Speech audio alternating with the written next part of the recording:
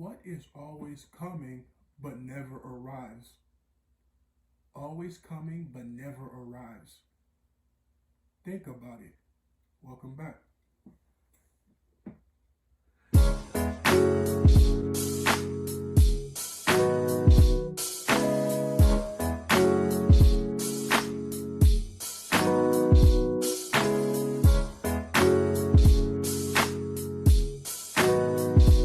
Hey, go loaded.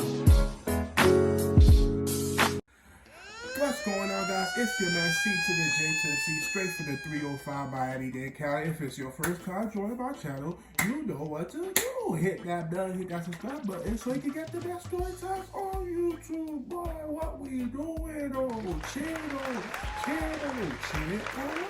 Welcome back to my channel, guys. It's your host with the most, get your dumbass smoke. C to the J to the C. We back at it with another great story time for you guys. If it's your first time joining my channel, go to my story time playlist on my channel. Check out my channel.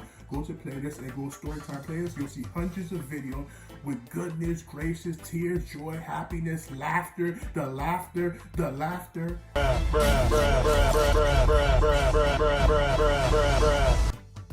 Bruh, what we doing? So yeah, go enjoy all those hundreds of videos I have on my Storytime and see why I'm the best Storytime teller on YouTube. But like I said, hit the bell, hit the subscribe button, hit the like. The like could change your life. Liking this video could literally change your life. I'm just playing, but just like the video right quick. But yeah, like let's get straight to story time. We're not gonna waste no more time. This story time is like the interesting one. This one like basically when since I was growing up, like heard and basically witnesses told all of that. This one is about my older brother on my dad's side, meaning different mom, same dad. RIP to my dad. But yeah, but basically yeah, so his name is John, and John, we always got stories of him, and y'all saying like, why stories? Why not like he talking to y'all, things like that. But the thing is, ever since we was younger, like I was like, my brother was just about to turn to, I was 1 year old. My sister was just born, and basically, yeah, that's the last time John seen us. Why? Because if I'm gonna tell y'all this, I'm gonna have to start from the beginning. Okay, but why is because so John, he, like I said, oldest son of my dad, and he, my dad made John with another wife, another woman before he met my mom. And when he met my mom, yeah, John was in life, like in their lives, like basically living with them. The three of them sharing the house, while my mom had to take care of 3 kids, like just especially my sister who was just born, things like that. And John was, my dad was always like on him, basically like what you gonna do with your life. You know how parents is. My dad's like, how you gonna like move, like what you gonna do, things like that. And then his response was always like, oh, I'm gonna like, I'm gonna be an engineer, things like that. And my mom always told me like John was super smart. He always figured things out. Straight A students. The teachers always raved about him. Always say he gotta take higher echelon classes because like at his age, the grade level he's in, he's way above it. So that was always impressive. Like we all say great things about John. Like basically he was just like this great kid, this great student, and basically star-studded, like just like the perfect type of son image for my mom. Remember, he's not my mom's son, but my mom always like John always helped out the house, always cleaned him up. He was always basically creative, always like doing stuff to basically help out. So he always did his part. It always made like basically possible to love him and love the experience, things like that. My dad was always on him. So like you know, like any kid like basically goes off the wrong path sometimes, and they just have to refine themselves. Some people never find themselves again. But John used to hang out with basically thugs, but like people that ain't give a F about school. They always was impressed about him. He always taught them stuff. So he learned stuff in school, come back to him, start other stuff. And whoever in Miami knows what I'm talking about. There used to be a food giant not too far from 68th Street. That was a huge food giant store. Food giant was basically like but like a huge Food Giant was Family Dollar before Family Dollar. Food Giant was Winn Dixie before Winn Dixie. So they had all the food. They got like Food Giant was just a household in that street and that neighborhood in Miami.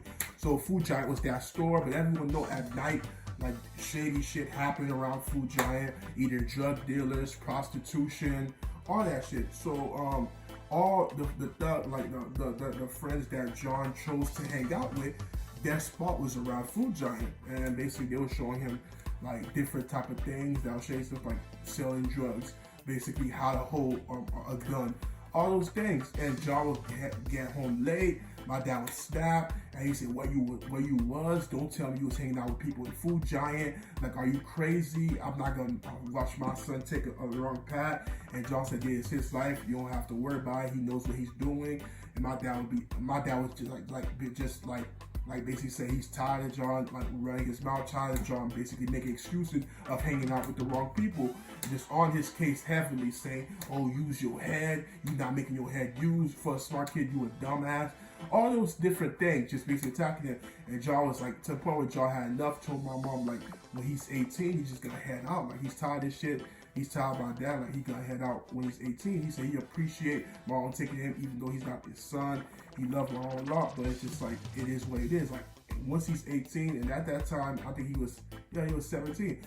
Once he's 18, he gonna head out. He gonna be out the house and things like that. So yeah, like he was like a senior high school thing, and then he was doing his thing, and then he also told my mom he's gonna be out at 18, so he still hang out with the friends at Food Giant. They all did stuff. So okay, so this was like a month after his 18th birthday. A month after his 18th birthday, his friends basically had planned to basically get him all the things that he wanted for his birthday and gifts and all that things, but they said before we could get anything, we have to do something. And John said, "What it is?" Things like that. He said, "We're gonna go out tonight and we're gonna do some stuff at the store." And he said, "But if you're not down, just let us know." And he said, "Just like if this ain't it for you, but just let go. You can go home to your parents." And you know how the way they say like go home to your parents like you a little kid. John trying to prove that he's worthy, like he said, yeah, they could count on him. You know how people always try to prove their worth? That's when they start getting a little stupid sometimes.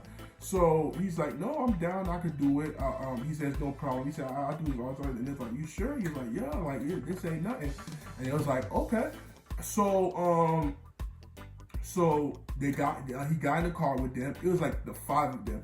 Like five of them, three of them in the back, including John, and two driving, and one in the passenger seat, and one driving.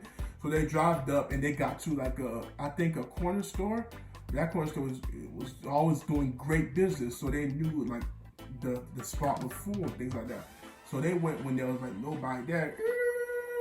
They got in. So they got in and they cashed up. They like broke in the corner store like at gunpoint. Basically, I'm telling the store, they started robbing everything. They taking everything, and basically, John was just in the car. He just outside like that. So they wanted him to be the getaway, like drive out and things like that. So it's just like John was like, wait for them, like, and he said, oh my god, like he didn't know what he like what I got myself into. So then they basically like, oh, let's get it, like freeze, gun point, showing all that, and then taking everything they can, and they just like hurt some people in there, like, assaulting some people in there, and it's just like, okay. Then basically they got a lot of things, got a lot of cash, came out. When they came out, come to find out, the store owner had pressed a button to basically announce to the police. Like they had that in that store. So cops are already been on their way since they started assaulting people. So by the time like basically they was coming out, like they was surrounded. There was like police like already there. So they went in the back and they ran out. They was out of there. John was in the car like ready to be a getaway. Then he come out the car like, that's crazy. Next thing you know, FBI helicopters, bruh, like these boys was doing it for a minute. Like they was robbing people, doing all those things for a minute. And the night they cops thought they finally got them, John was the only liability. Like he was the only one there. All those boys was out. They cleared it before the cops got there. John waiting in the car being getaway. He comes out, see that they gone, look in the store, see people assaulted. He run out. and then helicopters called. He's surrounded, nowhere to run, nowhere to go. So he said freeze, and he knew it was over, like it was a done deal. My dad come found out. Dad was disappointed. He said, I knew he was gonna end up here. And he said, look at you now. He's ashamed, things like that. He said, look how you effed up your life. He said, if you had stayed in school, use your head, things like that. Mom was sad. She did pray with John, and it was like, since they still didn't find those boys, he's gonna get day sentence on top of his sentence. He was looking like at 12 to 15 years in prison. 12 to 15 years in prison. And this was the year 2000. 2000, I was like, when he went, I was like, yeah, I was 5 years old, turning 6. My brother was 7. My sister was like 4 years old.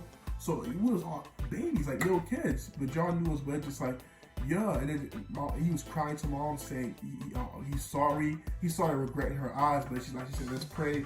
And my dad was just like, he knew what was gonna happen, like the food giant kids, things like that. So yeah, John started his sentence in 2000, and mind you, 2000, that was like that was Jay-Z at his peak. 50 Cent didn't even come out yet. Aaliyah was still alive. Like, bro, Big Pun was around. Like, it was a different world and stuff like that. So yeah, and then he came out. John Diddy came out of prison 2015. That's 15 years. But the thing is, though,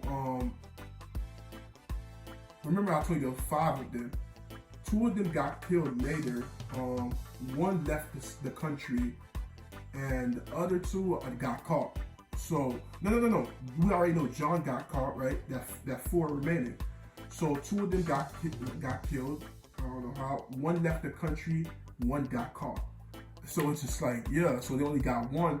So it's just like John still had to do a sentence. It was a lot of paperwork and a lot of steps to take for him. Like, he tried to fight basically getting less out because they got like people. It wasn't him. And he fought, but it's just like you was in the driveway, you was involved in it. He just effed up his whole life. He had so much promise, and my parents always tell us like how smart he was, the language he speak. And then when he talked in prison, he used to talk to us and said, "Be good, like look out for your mom and dad." Always like, it was just like so sad. Like we don't remember his face. Remember, we were kids, and we talking to him like as teenagers, like, "What, John? Can't believe it," things like that. And we just like remember the stories. But yeah, he came out 2015.